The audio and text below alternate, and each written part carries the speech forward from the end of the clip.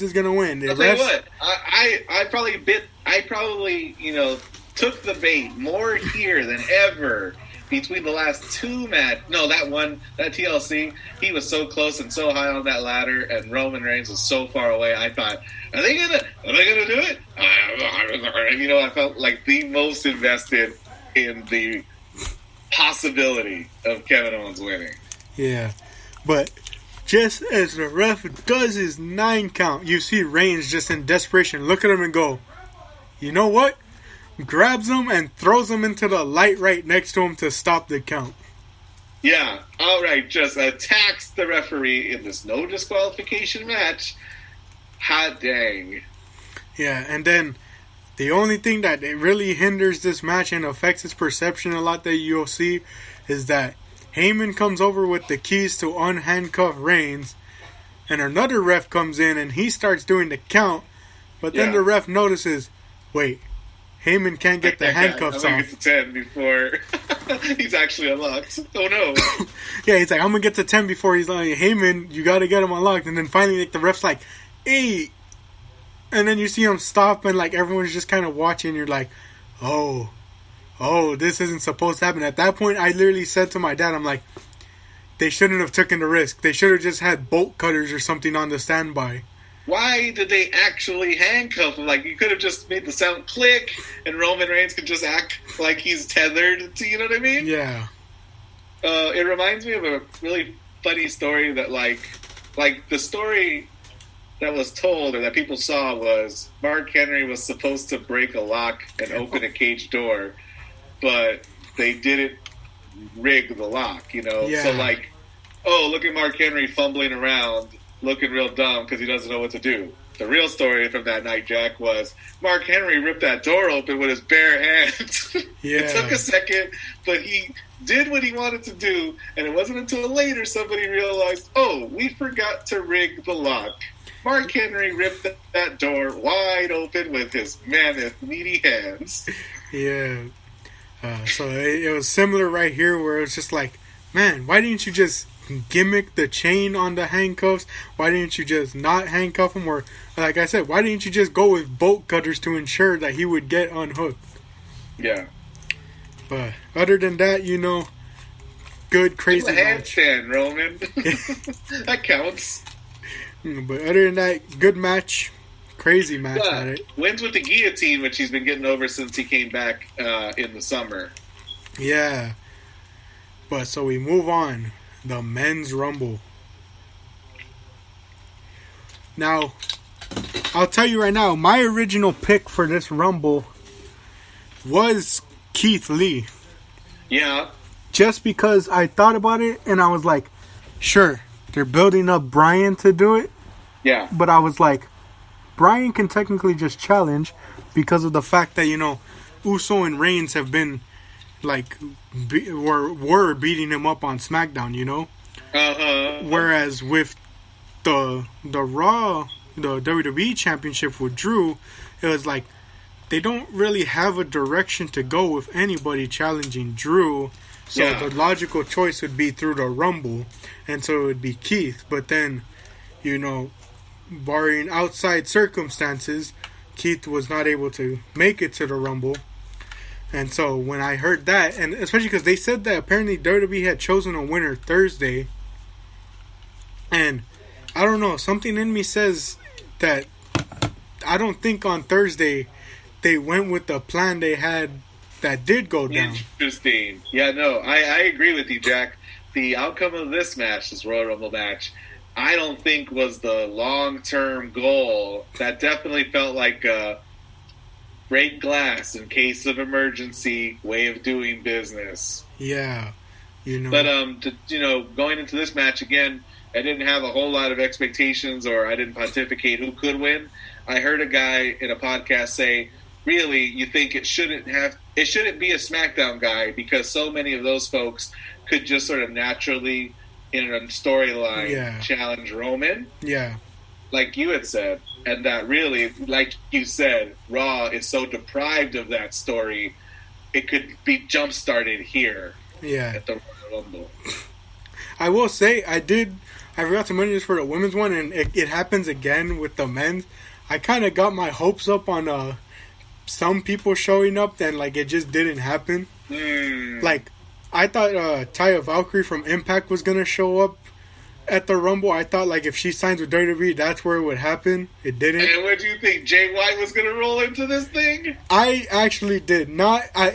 They almost got me when they showed the promo poster and they showed a switchblade on it, and I was like, why are they doing this? They know the fans are expecting, but I was like, no, there's no way. You know, there's no way that White leaves Japan. Especially because I remember years ago. Like, he left in pretty fantastic fashion if you saw that press conference after he loses to Kota Ibushi. Yeah. It was real good. It was as good as the match itself.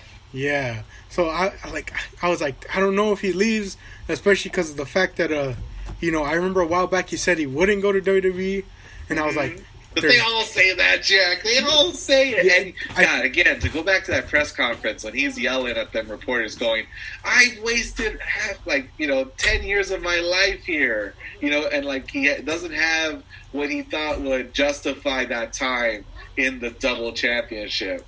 Yeah. I was thinking, goodness gracious, he's burning all of the bridges.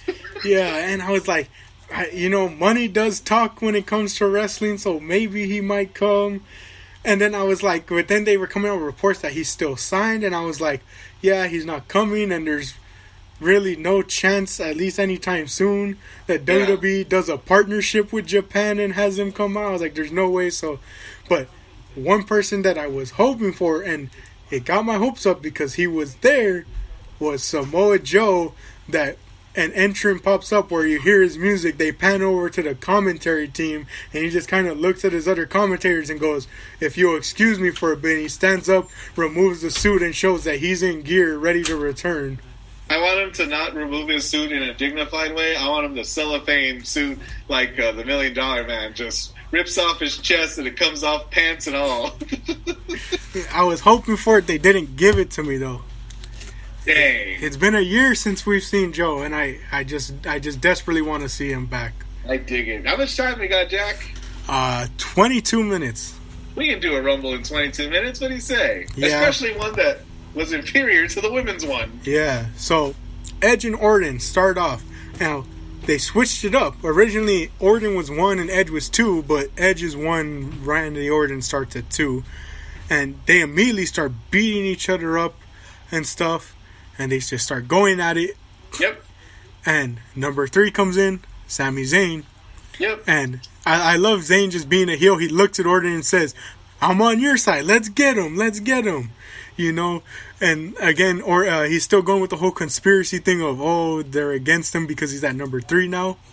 And then number 4, Mustafa Ali comes out. And again, he does the same thing. I'm tired of these old guys coming in and taking the younger guys' time. So all 3 men are just beating on Edge. And then it's funny. Randy Orton is, for all intents and purposes, like as old as Edge. I want to do that quick math. But I like Ali and Sami Zayn in the ring at the same time. Like this. Something's out to hold us back. And I think that's really neat storytelling. Yeah. Number 5, Jeff Hardy comes in and he starts helping out Edge, which, it's like, okay, he's a babyface, but also you think about it, it's like, man, he had a rivalry with Edge and Christian. It's really weird that he would be helping him out, but that's just kind of the guy Hardy is, you say. Yeah. Edge 47, Randy Orton 40. I mean, but think about the years in the biz. Yeah. It's funny that they're teaming with Orton. Yeah. Number 6, Dolph Ziggler. Who is in his 14th Royal Rumble. It makes me feel so old to fathom that. Yeah.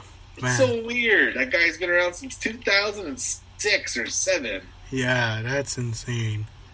Number 7, this showed me that there wasn't going to be any chance of him winning it, but at least he was going to last in it a while. Nakamura comes out, which we have to mention because it was a staple on the old podcast. He comes out with his old music. Just like how he did when he popped up with it on SmackDown. I was so happy. The old music. Yes.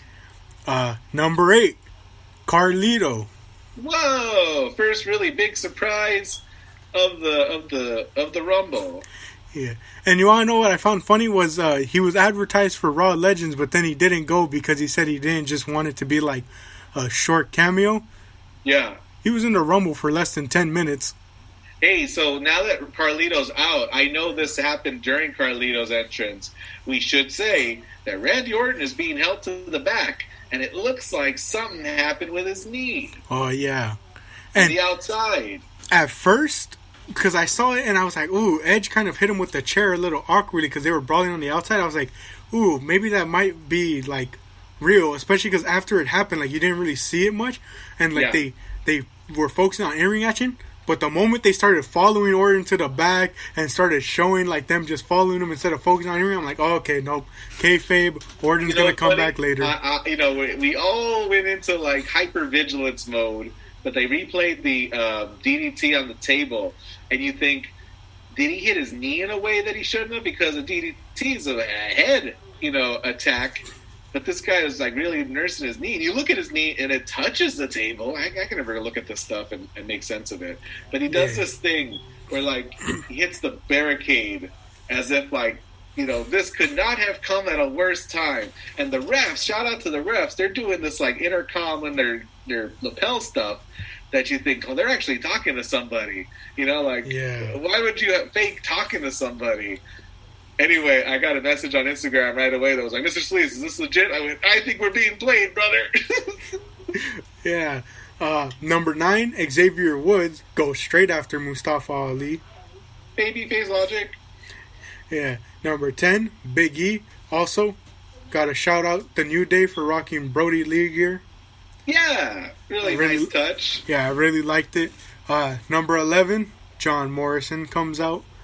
Gets a little bit of shine. Oh, I forgot to mention. I see right now that Big E had 4 eliminations. I forgot to mention it. To truly show the shine that they're kind of giving new stars in the Women's Rumble, Bianca had 4 eliminations. Baszler had 6. And Rhea had 7. Whoa. So she almost tied Baszler and Bianca from last year. Yeah, and John Morrison coming out reminds me that in our recap of this event from Sunday night, we have completely forgotten about Bad Bunny.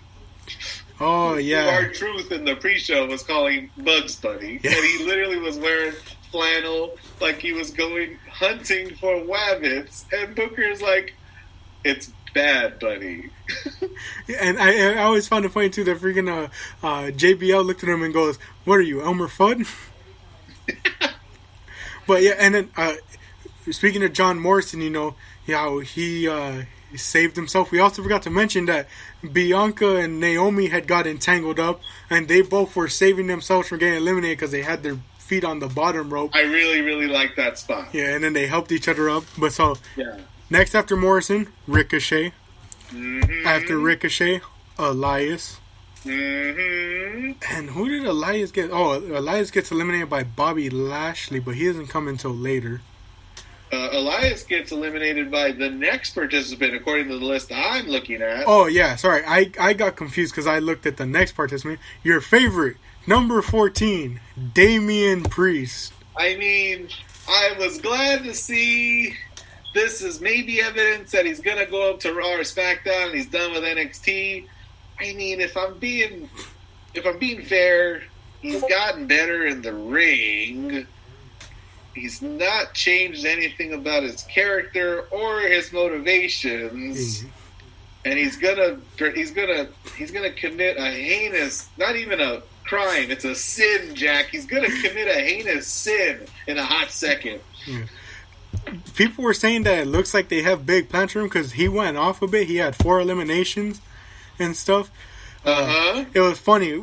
My dad and brother, when they saw this, they were like, "Oh man, Solis must like really not be happy." And I go, "Oh no, he won't be happy when Damian Priest goes all the way and wins the Rumble to challenge Roman Reigns." And I was like, I could just imagine how much Solis would hate that. I would hate. It's not even that. It's like the prospect of the build, the monotone promos, the arrows being shot. Roman, you think you're the big dog? Well, there's a new dog in town. He likes to fight with arrows, and I'm infamous, which is like the bad kind of famous that you want to be. I'm gonna be in a hot tub for no reason.